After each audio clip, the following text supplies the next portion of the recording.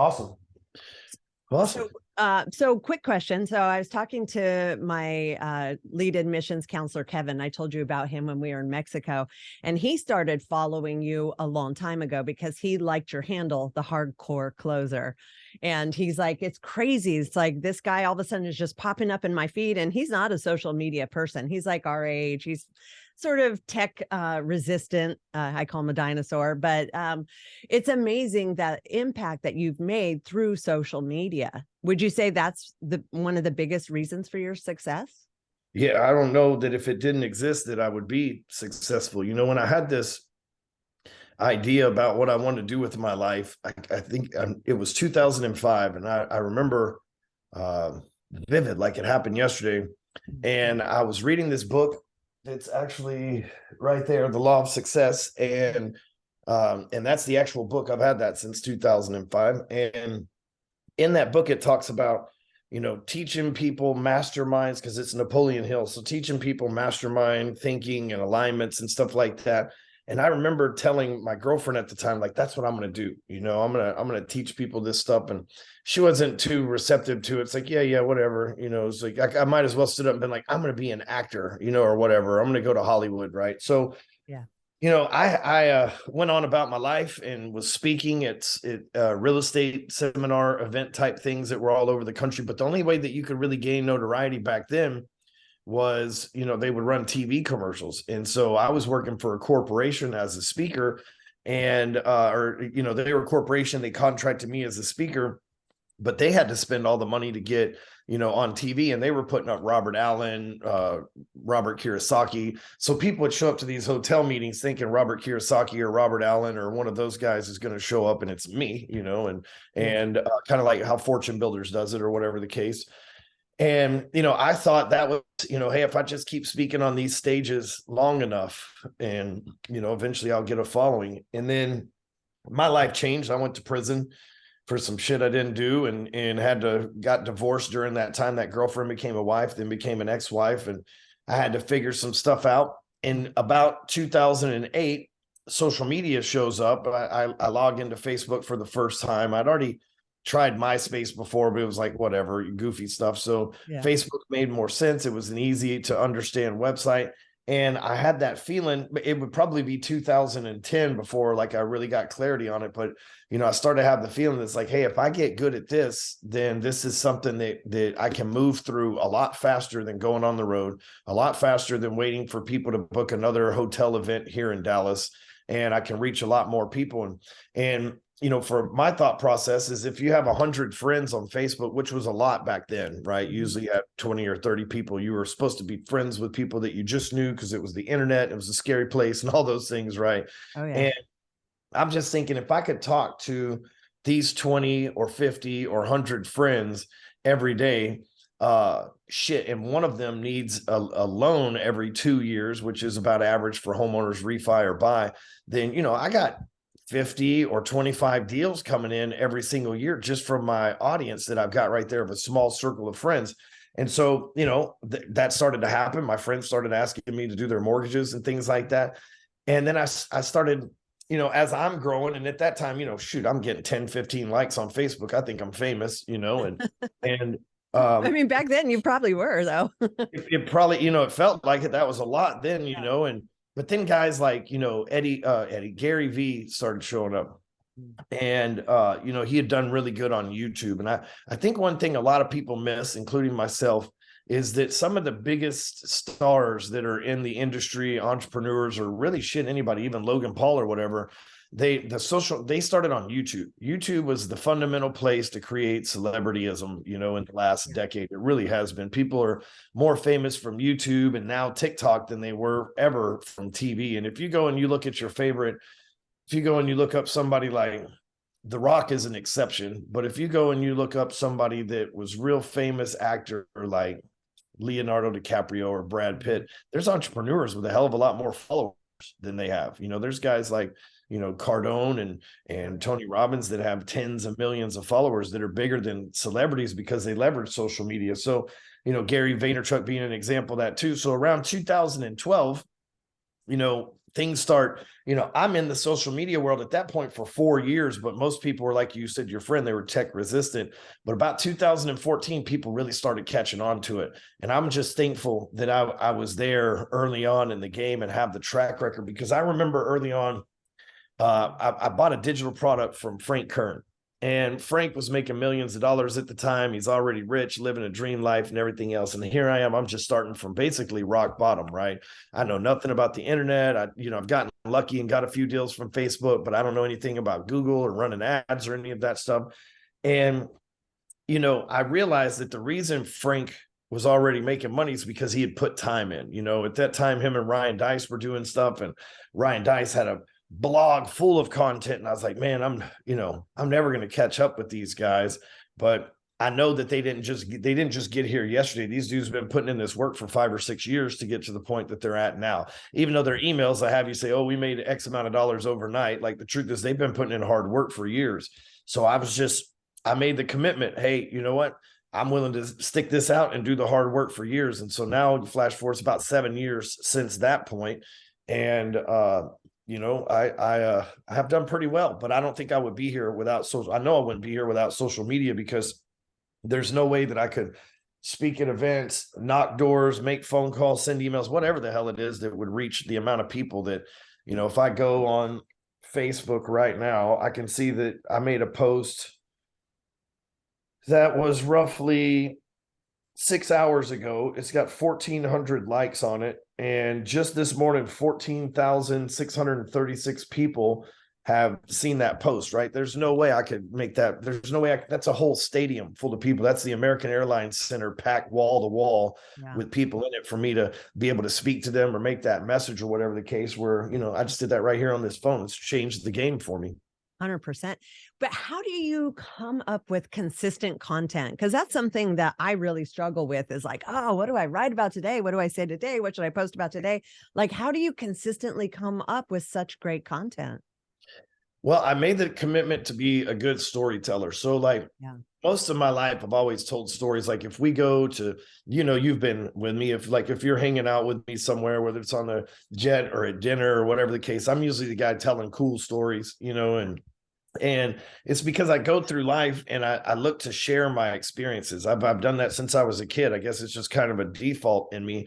And, if something happens, I always wanted to share it with somebody else. Hey, this is what's happening. This is what's going on in your life. I always wanted to be the guy that when I showed up, I always wanted to be the kid that when I showed up, I had exciting stuff to talk about. So there was a reason to like me, or whatever the case may be. So about 2012, I read this book called Kick-Ass Copywriting: Secrets of a Marketing Rebel by a guy named John Carlton. And I still to this day think it's the best explanatory book on how to be a good creative writer in existence. It costs a couple $100 to get the book. You can't get it on Amazon. You got to Google that phrase. But I read that book and I adopted that writing style. And over years, it's changed and morphed into my own style. But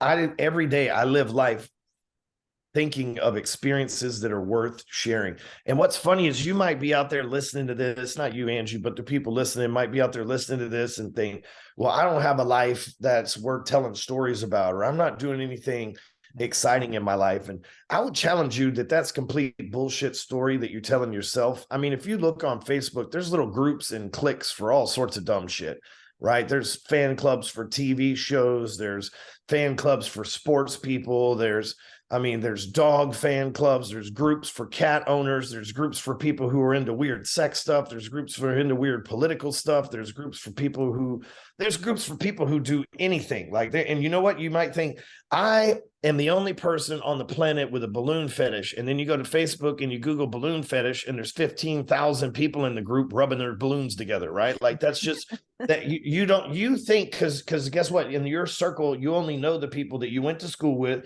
grew up with, and go to work with. That's all you know for the most part. And you might have met a few stragglers through some work friends or some people that you grew up with, but for 99.9% of the population, that's their circle. So if you never went outside of the people that you grew up, if you never went outside the people that you work with, none of them may be into balloons, but that's all you know because you haven't been to maybe Portland, Oregon, where they got a balloon festival every year. I don't know if that's the case. I'm just saying, right? But Probably. But you don't know because you have limited experience. The 40 or 50 people that you know from work and your life growing up, again, maybe none of them are into balloons, but now here's 15,000 that are on Facebook that you can get into and get on balloons. So what I say is you might have an experience with a balloon and think none of my people give a shit about it, but there's a group on Facebook that would love to hear your experience with a balloon. You just got to be the person to go out of your way and find it. So, you know, you might say, oh, I don't have a life worth living. I'm not interested. Make your favorite TV show, your favorite football team, your favorite basketball team. There's groups to talk with people with that. And when you go into the groups, you talk with strangers and you make connections with people who end up following you on your real page so that your network and your sphere of influence starts to grow. You go into a group of strangers, you start to communicate, you start to connect with them, and then they start to follow you on your personal page, assuming that you don't say something completely stupid or whatever the case may be, right? Yeah. You know what? In reality, you say something completely stupid, they're more likely to follow you, right? It's like in traffic when somebody drives and does something dumb, you pull up next to them and look at them to see if they look as stupid as you think they are when they're driving. Do you do that, Angie? I know I do that. Of course I do. Okay, just there's certain sure. cars that I'm like, I know it's this kind of driver just by this car every time. Yes. And like, I will say what that car is just like that. Yes. So, you know, you find that you have this life that is interesting. It's just that you're around people that aren't necessarily interested in the same thing as yours. So you got to go find that people. Maybe it's not Facebook, maybe it's Reddit, right? Maybe it's TikTok, maybe it's LinkedIn. Doesn't matter. Whatever you're into, there's somewhere on Pinterest, some social media site, Twitter, something that you can get on that's got other people, lots of them most likely, that are into the same thing. So that being said, I have this process that I use on a daily basis called the E3 method.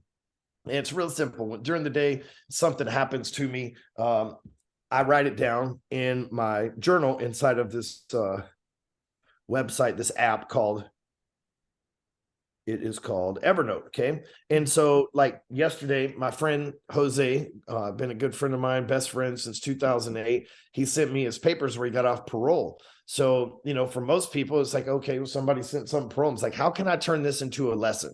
Right. So the E3 method goes, I have an experience, I extract a lesson from it, and then I entertain the audience with it. Okay. So Jose's off parole. How can I make this a lesson for people? Okay. Well, first of all, you got to know in the storyteller side kicks in, right? So who is Jose that he could be an example in this story, right? So he was a shot caller, gangbanger. The state of Texas executed his brother for killing a cop. His father was shot in a gang banging, whatever fucking violent fucking history. Nobody in his family's ever not been in prison, parole, or whatever that's a male in his family lineage. Cousins, fucking all of them, right? He just got off parole, and he's probably worth in reality $1 million or more. He's got a multiple six-figure a year job, a salary. He's worked that steady job for fucking 8 years now that he's been on parole, and without incident.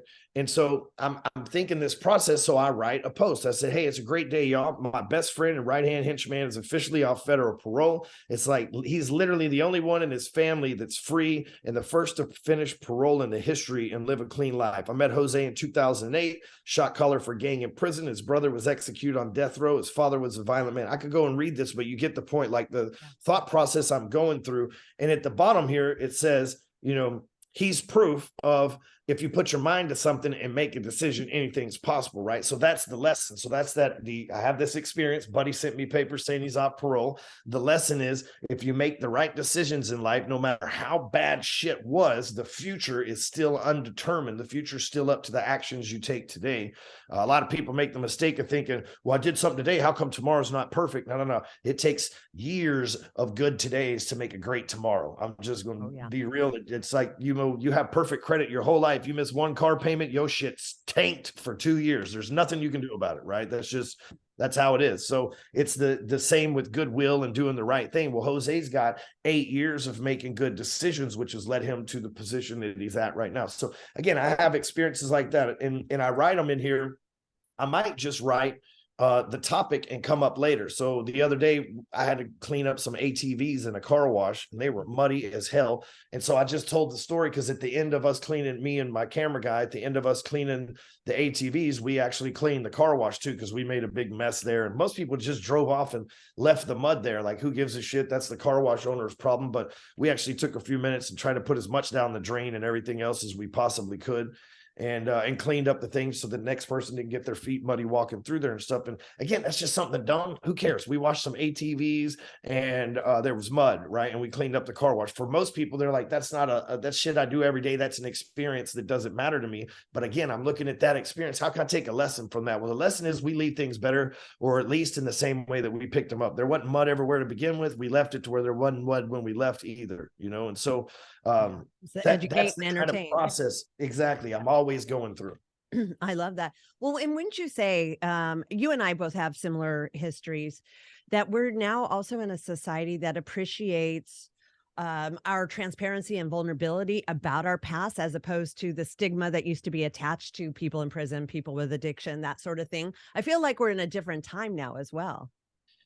100%. And I know why. I have given so much thought to this, Angie. And this will help your listeners so much, because right now you might be hiding an addiction. You might be hiding your past. You might say, you know, it's nice for Ryan to talk about going to prison. Fuck, I can't tell anybody that. Now, short of some weird sex crime or whatever, you're on your own, right? But, or hurting somebody, you know, but even then, Jose hurt people and he's changed his life. You know what I mean? So, things can change. And so people can change too. It just, nobody's going to give you credit overnight. It's going to take a long time.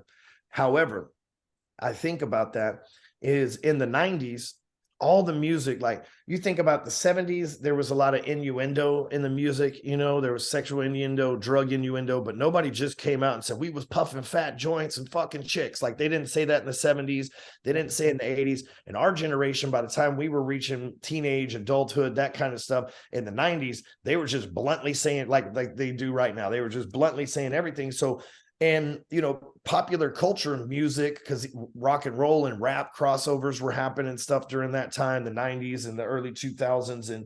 And the drug culture became huge, you know, like everybody knows that. Everybody started talking about it. Rap music blew up. Everybody wanted to be a drug dealer. If you remember, prior to Eminem and everything else, like all the suburban white kids wanted to be black. And, you know, truthfully, it ended racism because all the white kids wanted to be black all of a sudden. So like the next generation of white people didn't hate black people. Hell, they wanted to imitate them, right? And now they brought that back. They somehow divided everybody again. But for the 90s, man, we were united as hell. Didn't matter if you were a metal person, a skater, or a gangbanger, everybody just seemed to like get along, you know. And it was probably, maybe I was like an old man reminiscing, but because of that, most people that grew up in the 90s that are 30 years or older, we'll just say, that had some experience to the 90s or the early 2000s, tried drugs, did drugs, was around drug dealers. Unless you just grew up in a bubble with a trust fund and you listen to like just Christian only music because you're like your strict Mormon parents wouldn't let you into society,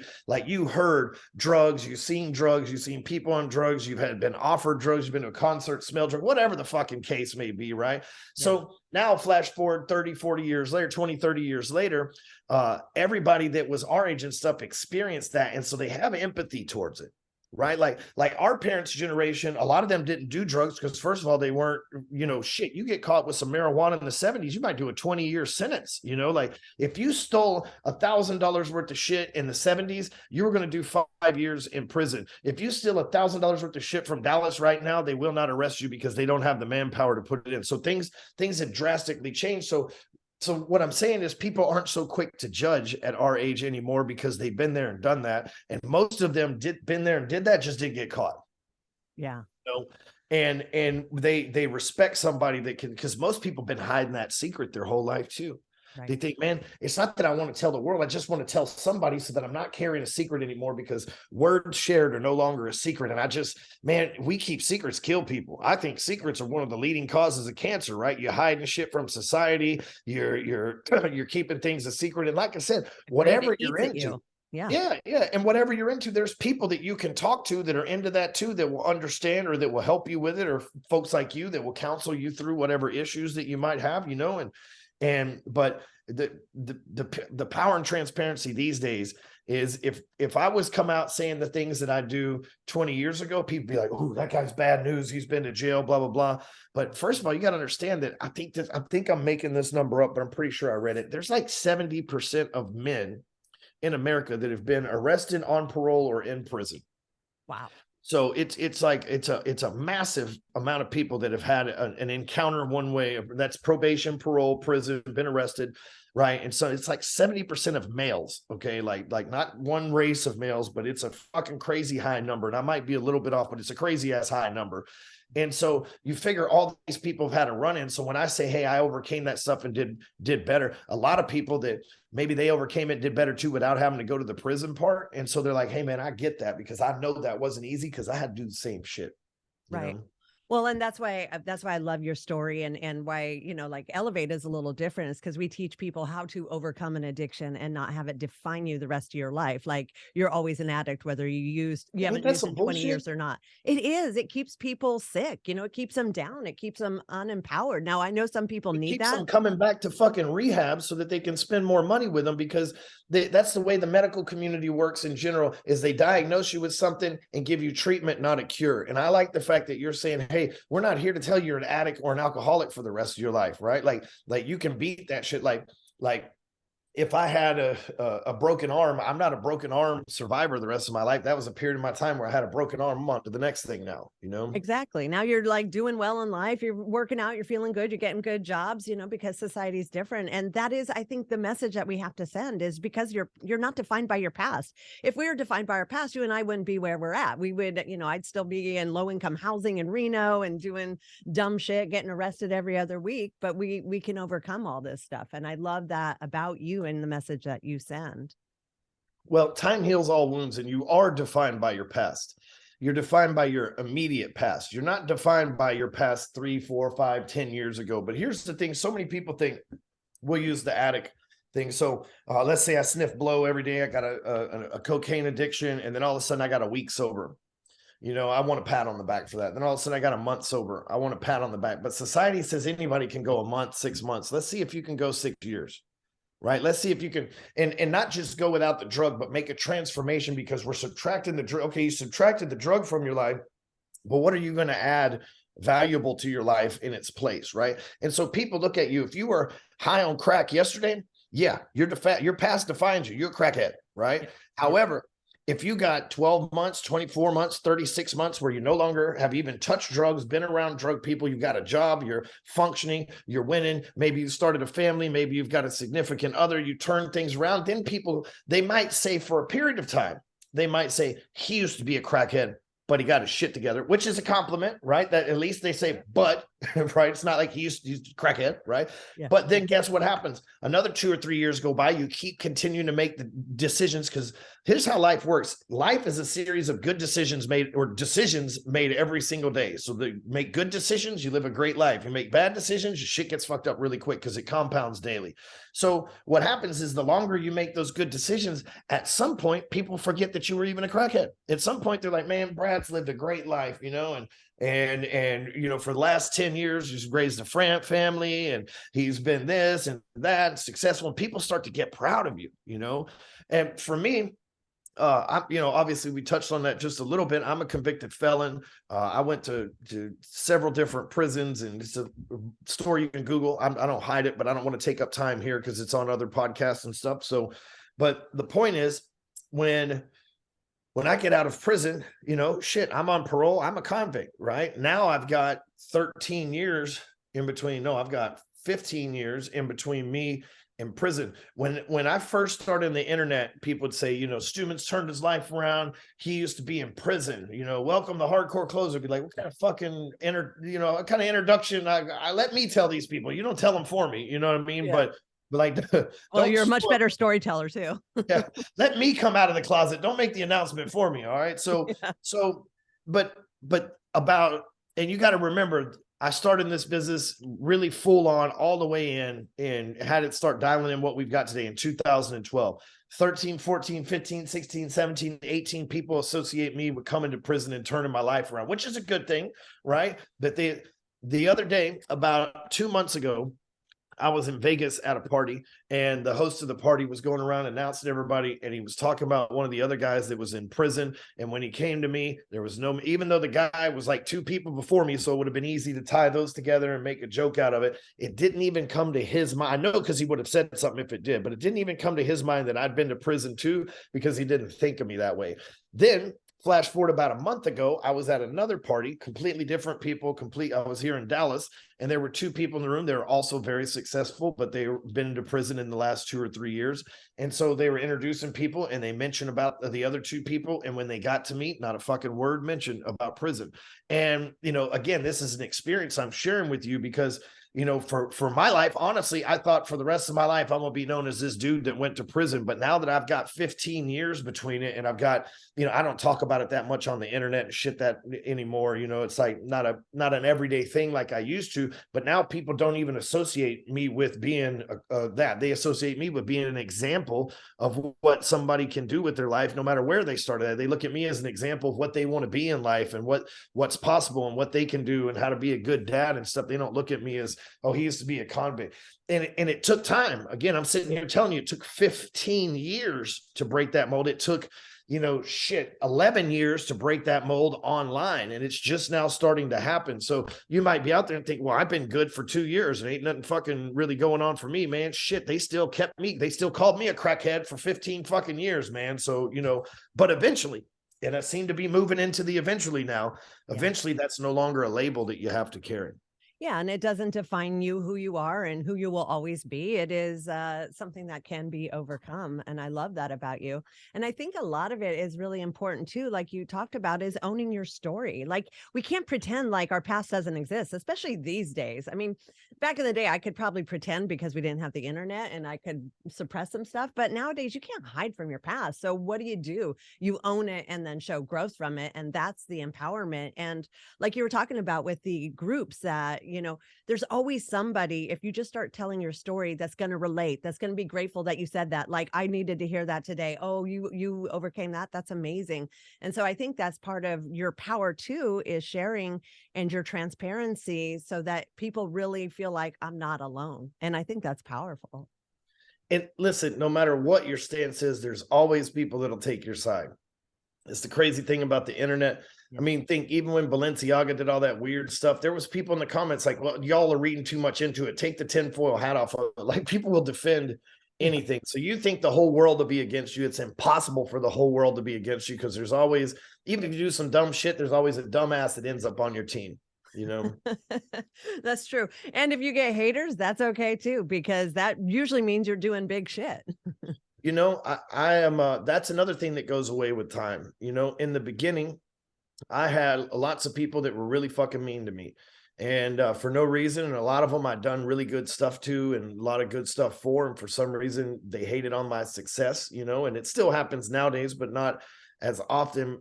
But as the years gone by, a lot of those people that talk shit back in the day now talk about, hey, I've known that dude for a long time. I was at an event 3 weeks ago in Utah, and a dude comes and walks up to me and he goes, maybe you remember me, maybe you don't, but you blocked me on Facebook because I talked a lot of shit to you over the years, and you finally blocked me. And I'm sorry, man, you have never done anything wrong. And I was just jealous, and I was going through this, that, and the other. And he goes to tell me this whole story. It's like, man, think about that.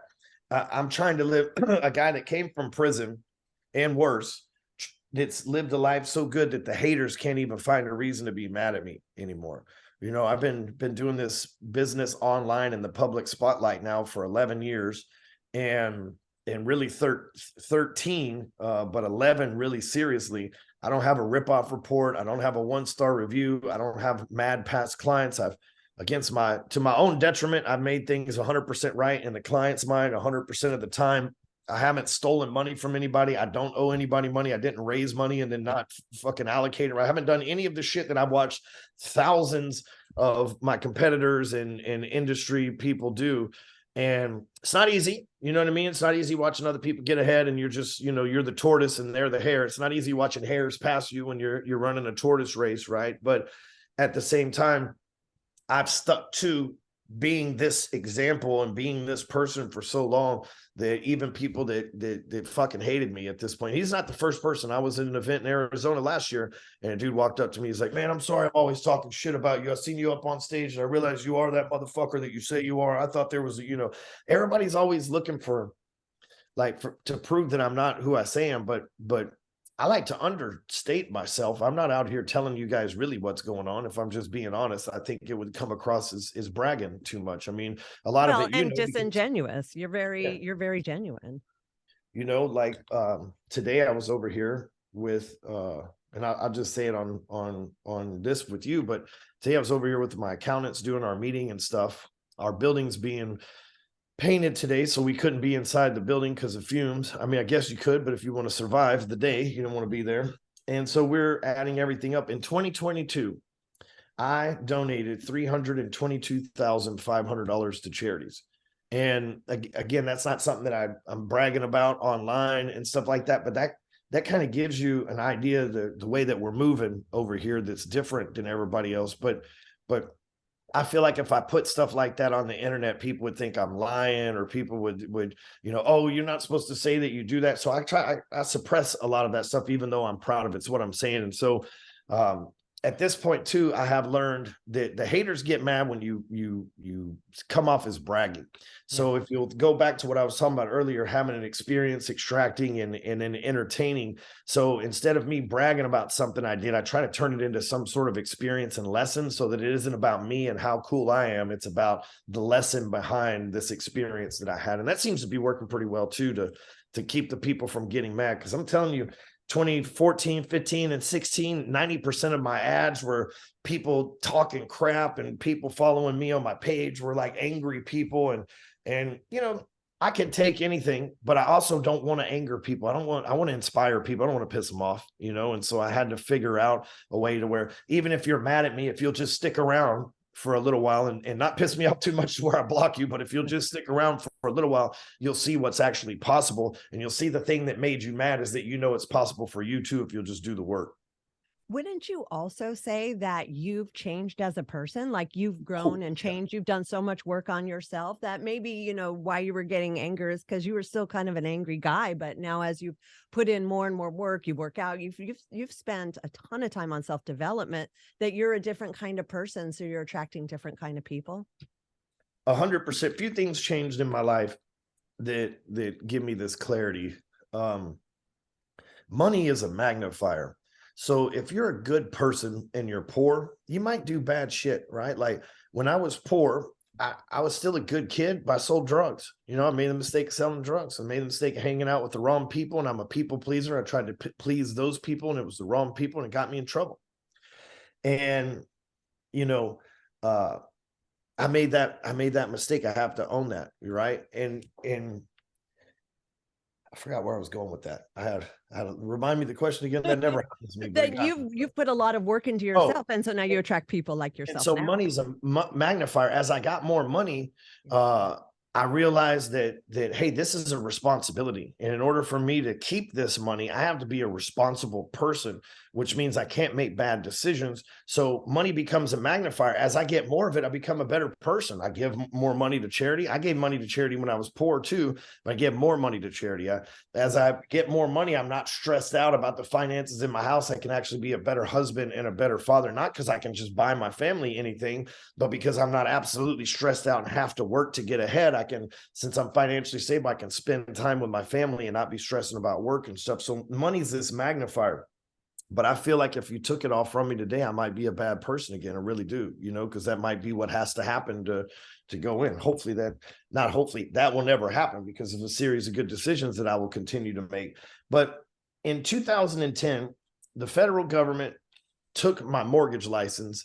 Well, I had a state license, and they switched the mortgage license from state to federally governed, and the feds wouldn't issue me a license, and my Texas license expired. So in 2010, I was out of work. That'd be like not to compare, but to give you I'd be like a doctor, and then they pulled your medical license. So you may be smart, you may be the best doctor in the world, but the government won't let you operate a business anymore. And that's what happened to me. Right. Yeah. And so I was pretty fucking pissed. You're right. You know, here I am. I sold drugs in 99 and got in trouble for it. In 2005, they raided my house thinking I was selling drugs again. I wasn't. I was selling real estate, and they pinned some bullshit crime on me for a gun that wasn't even mine. I ended up going to prison for 15 months. So 2010, they passed this law called the Dodd-Frank, and they made it to where felons couldn't write mortgages anymore. I'm a felon at that time and still on parole. So yes, I'm mad. I'm mad at the world. I gave up on God. I have been going to church since 2004 at that point. By 2012, I'm divorced again, mad at the world, you know, making a living, but, you know, not by any stretch of imagination rich, you know, and you can make six figures a year, even 7 figures a year as an entrepreneur. Newsflash, everybody, and still be broke as fuck because you're putting all your money back into your business and everything else. It's just part of it, especially in the beginning, right? Oh, yeah. And I mean, I have people that I've invested seed rounds in that haven't taken a paycheck from their company in 2 years. That's just part of being an entrepreneur sometimes, you know. And anyway, so yeah, I'm pretty angry. Everything's going wrong. But in 2014, I met Amy, my wife, and you know, I'm on a hopeless romantic. I'm not giving up on this fucking marriage thing, you know. And I meet Amy, and she's different than anybody I've ever met in my life. Not just any woman, but anybody. And all of a sudden, once I got done resisting, because that's what I did in the beginning, all of a sudden now I got a reason to be a better person because I got somebody who's a better person than me in my life. So flash forward to about 2018, Amy and I have been together for 4 years at this point, and we have 2 kids together. And we're like, you know what? Life is going good. Money's a magnifier. We start making more money. I start becoming a better person because of Amy. And I said, I want to give God another chance. And, you know, I had been from, 6 years, hadn't been to church. And I founded a church in Frisco, Texas, like one of the founders, one of the original people. And that church is now the biggest church in the city. And I hadn't been there for 6 years at that time because I was just like, man, I had a lot of mental shit that I had to go through, you know. Yeah. But one night, and you might have even been there, Angie, I was with Andy Frisella at an Arete meeting in 2018. And Andy, it was the second one that we did that year. And Andy had this guy named Vaughn Kohler with him. And I haven't seen Vaughn since then or really heard much about him since then, but he was there. And I asked the two of them, because we were sitting at a bar. Andy and Vaughn weren't drinking, but I was, and it was like 4 or 5 of us. I don't remember who the other 2 people were, but I didn't know Frisella at this time. This was like maybe the second conversation I'd ever had with him. And I had only heard of him through Ed, which I had barely known Ed. I had done some work for Ed on the side to help him get in some magazines and stuff. And he's like, you should check out this Andy guy. We're going to do this thing together. So like, this is all brand new. I didn't know anything about First Form or anything back then. But I got the guy who's leading, a big ass company, and the guy who's, Ed Milet's partner, sitting down at this bar with me at wherever the hell the event was. I don't even remember. Maybe it was in Idaho or something like that. But anyway, he goes, and Andy says, yeah, this is Vaughn. Vaughn's a pastor here in St. Louis or some shit like that, Kansas City or wherever the hell Vaughn lived, right? Mm. And I'm like, well, man, we're in a bar. What are you hanging out with a pastor at a bar? It's like, yeah. I kind of asked that, probably articulate a little bit better.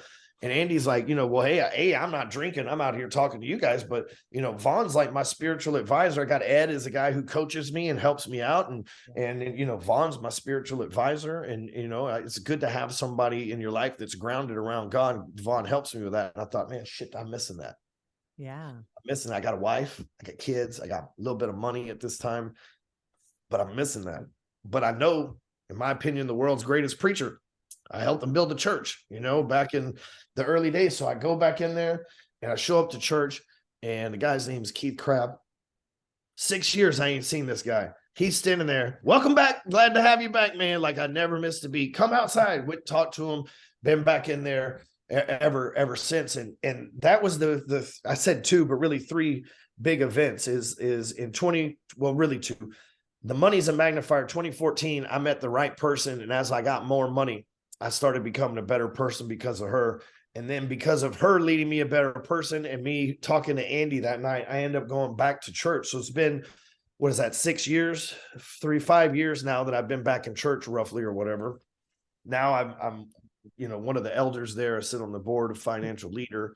I've helped the pastor build his own personal mastermind and the things that he's doing on the side. And, And, you know, I've got somebody like Vaughn was for Andy. I've got somebody in my life who's a warrior and a very strong masculine man that's pouring into me in a way that I haven't had before. And that's helped me become a better person too. And it helps me become not just accountable to my wife, not just accountable to the pastor that I'm friends with and that I respect, but it's held me accountable to God.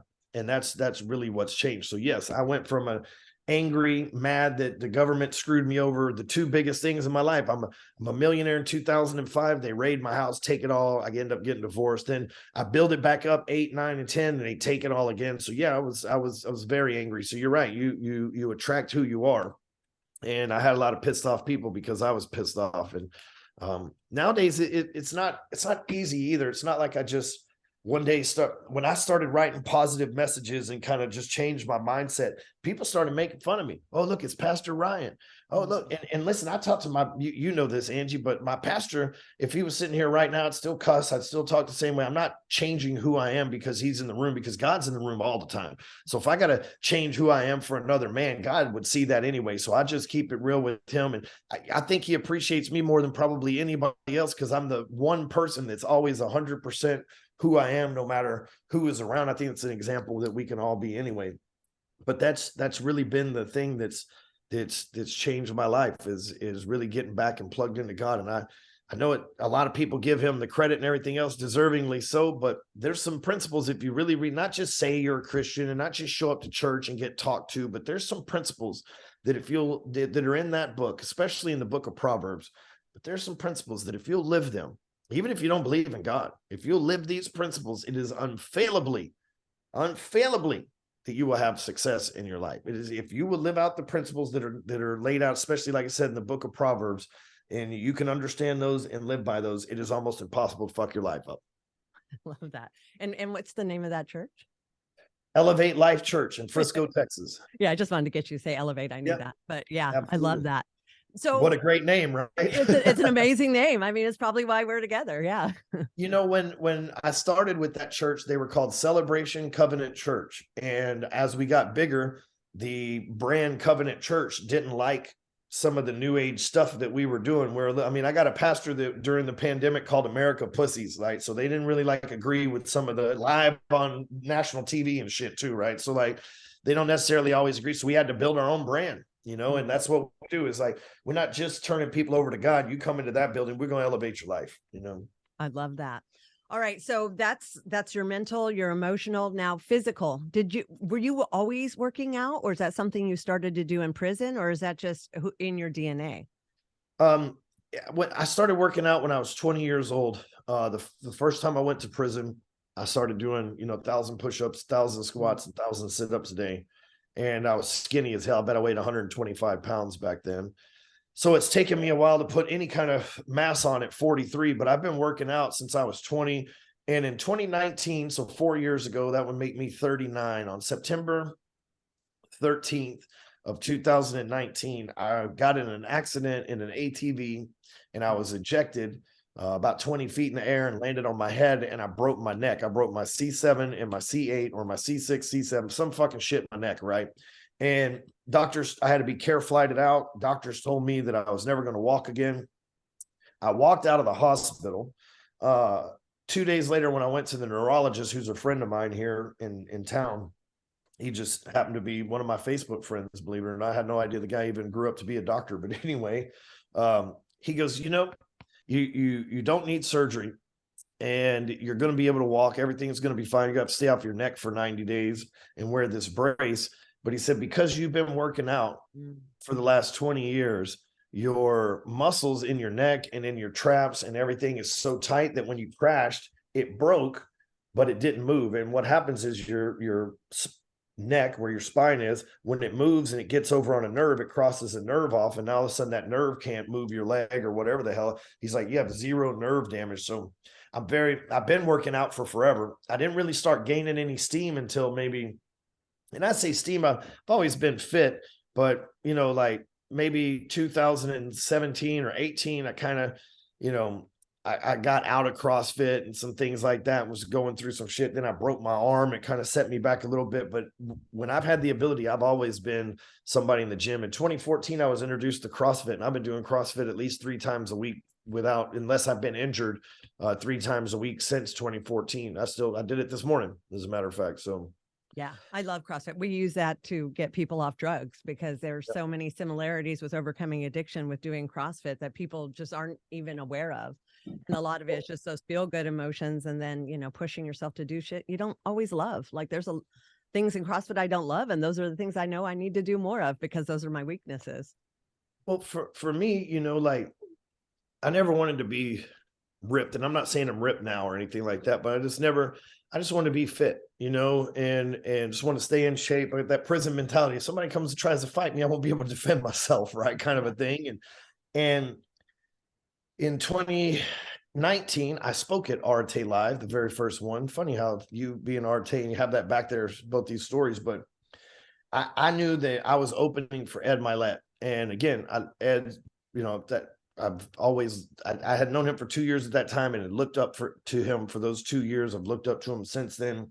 And I know I know now for sure, but back then I was pretty sure that he was the best speaker, but I'd never heard him speak live yet, other than, you know, because at Arte he would speak live. He would interview people at the ones that we went. So this was Arte Live. He was actually going to speak on stage, and I got to open for him because I'm the first speaker of the day. And I'm like, fuck, I got to open for Ed Milet. I got to do something, right? Like, hey, I got a room full of people who have no idea who I am because they're Ed and Andy's audience, which is not my audience, which they got no idea. So I got to make an impression, and I know that the dude after me is going to bury anything that I did anyway. So I got to do something different. So I came out there, and God gave me this idea to do this elite version of yourself exercise, which, you know, and if you can Google it if you're listening, and you can Ryan Stewman, elite version of yourself, and it'll show up. But man, I just got this vision to do that, and I did that in front of the audience, but I was doing it for myself at the same time, you know, and I still do every time I do it. And in that vision, I saw who I am today, right? And I didn't see who I was standing on that stage. I saw who I literally am today. And now when I have that vision, I see even another version of myself when I go through that. And that made me decide, hey, I better turn it up in the gym, right? If I'm going to be that person that I had the vision of, then I need to turn it up in the gym. Coincidentally, me turning it up in the gym has turned it up in my life. Me getting more confident in the gym has gotten more confident in business and gotten more confident in relationships. When I get off the stage after speaking for 30 minutes or so, Ed and Andy are back there. We take a picture together, and Ed says, hey, man, I like that. I'm going to use that. And I was like, please don't, because they'll think I stole it from you. You got You're already stuff, Ed. good. It's fine. Yeah, I'm like, you're already good. Let me have my thing, man. So did you get his agreement on that? yes. So he agreed not to do it. So thank you for that, Ed. I just need a little edge. That's all I need. So well, you got a lot of edges, and I appreciate everything you do. Apex, real quick, did you create that so you could help more people like you, entrepreneurs? yeah, and I created it to where, again, maybe you don't know there's a group of people who are into the same stuff that you are into. I created that to be that, you know, and I wanted a group of, it started out as just, I only know what I knew. So it started out as sales and marketing. I taught people how to do sales and marketing, and it was called Break Free Academy, which the company is still called Break Free Academy. But, you know, somewhere around 2018 or so, it evolved into something bigger than that. It's like, hey, you know, maybe about the time that I had that vision, you know, of the elite version of myself, it's like, hey, I can teach you to make money, and I'm going to continue to do that, but I got to teach people how to think. And if I can lead thought leaders, then they can lead other leaders, and this can be real. And, you know, it's not easy. You know, you look up and you think, okay, who's got 2,100 members and stuff like that. That's a lot of people to manage. That's a lot of people to make happy, a lot of people to deal with and everything else. And I'm up to the challenge, but it's also a lot of leaders who are leading other employees and leading other people. And, you know, I'm honored to be able to be the person that founded that and be the person that's the forward thinker in the crew. But man, at this point, Angie, yourself being one of them, we've got some really amazing leaders and smart people in the group that, you know, they teach their business sense. They teach what's going on in their home. We teach, you know, what's going on in the gym. Like, there's really amazing, exceptional people from all walks of life. And this is what I've wanted all along, you know, and I just partnered up with a bunch of people who are starting their own masterminds, who are leaders in their industry, so that I can reach more people through others as well. Because it doesn't just have to be, oh, Ryan Stewman brought me. I was talking to someone yesterday, I was on her podcast, Amberly Lago, and she said, yeah, I go to Elevate Life Church because of Rachel Shear. And I said, well, Rachel goes to that church because I brought her there. Right. And Amberly had no idea, and it didn't matter, but that's what I'm doing. I'm leading leaders so that they can lead somebody else to where they need to go to, whether they know it came from me or not. I don't care, as long as the results are there. Yeah. Well, and I don't think either of us are doing any of this for the glory. It's because it makes us feel good to help others and see them win as well. I mean, at this point, everything's expired for me. I could go back to being a loan officer and make $10 million a year. You know, I can own a mortgage company, all this. But, you know, this is not an easy job. A lot of people think, oh, I'll mastermind, I'll be a coach. That'll be an easy job. The fuck it is. Do you know how many secrets and shit that I got to keep? Right. You know how many, politics, when, yeah, sure, you coach 2 or 3 people. It's fucking easy, especially if those 2 or 3 people are big winners and it's always positive conversations. But, when you coach 2,100 people, some of them got family members dying, some of them going through cancer, some of them lost their business, some of them got business partners they're beefing with, some of them they got fucking, man, I mean, it ain't for the weak. This isn't I look at it as like being a pastor or a policeman or some shit like that. This ain't something that you're like, hey, that sounds like a good idea to make money, right? Those are fools that don't last very long in this business. It's something that like, hey, I'm called to lead people and to help people become the greatest version of themselves, no matter how fucking hard it is I'm in, I love that. All right. I know you've got another meeting you've got to go to. So one last question. If you had one piece of advice to give to somebody who's thinking about overcoming addiction or going into treatment, or if they need help, what would you say to them? Well, you're going to need help, right? If it's one of those things that if you feel like, and this goes with anything, whether it's addiction to cigarettes or porn or crack, it doesn't matter. If you know it's a problem and you choose to perpetuate life with that problem in existence, then life's never going to get better. That's a stupid way of thinking. If you think, oh, I'll quit tomorrow, I'll quit at some point, and you need to quit, that voice in the back of your head telling you to stop, that voice in the back of your head calling you to the other side, everything that you want in your life, every dream, every dollar amount, every significant other, every feeling of love, every feeling of empathy, all that shit is on the other side of following that voice in the back of your head. And if that voice is telling you that none of that shit will ever even have a remote chance of starting unless you stop what you're doing right now, because that's what that voice is saying.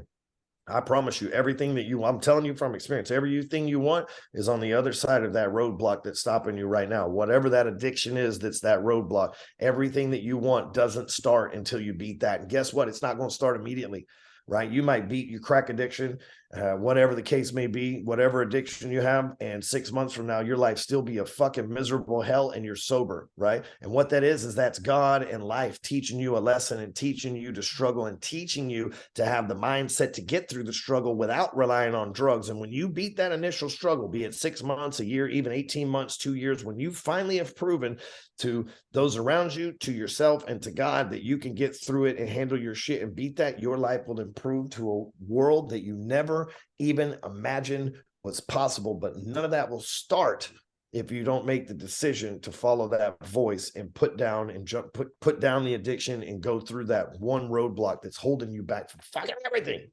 I love that. And I love what you said. Ask for help. Like, it's so hard to do this on your own and you are not alone. Don't be too proud to ask for help, because we all have help. I have mentors. You have mentors. Like, we're never beyond needing people to help us. So don't be too proud. I heard Dave Ramsey one time give a statistic saying something to the tune of 90, and I'm terrible with statistics, so we'll just forget the second number, but it was 90-something% of people who filed bankruptcy could have avoided filing bankruptcy if they'd have simply asked their friends and family members for help, and their friends and family members would have gladly helped them not have to go through bankruptcy. But people didn't want to tell people don't want to tell people that they're in bankruptcy or they're in financial trouble because it's embarrassing, and so they keep it to themselves and they have to go through something that was unnecessary. Same thing goes for addiction. Yeah. You keeping it to yourself and not asking for help, and you're going to have to go through the hardest shit by yourself that you'll never get solutions for. You ask for help and you get to become the 10%, not the 90%. Perfect. Love it. That was like a mic drop moment. I appreciate that so much. Thank you, Ryan, so much for coming on my show. It was such an honor to be able to speak with you today, and you're going to add so much value to anybody that was listening to this for sure. Awesome. Well, maybe we change some lives. You know, maybe there's some people listening to this today and they're like, you know what? That guy's right. I gotta get my shit together. And if we did that, then we mission accomplished, right? That's the whole point of all of this. That's why I do what I do. And I know that's why you do what you do as well. That's right. Well, thanks for having me on. Yep. Thank you. Have a great day. Bye. Bye.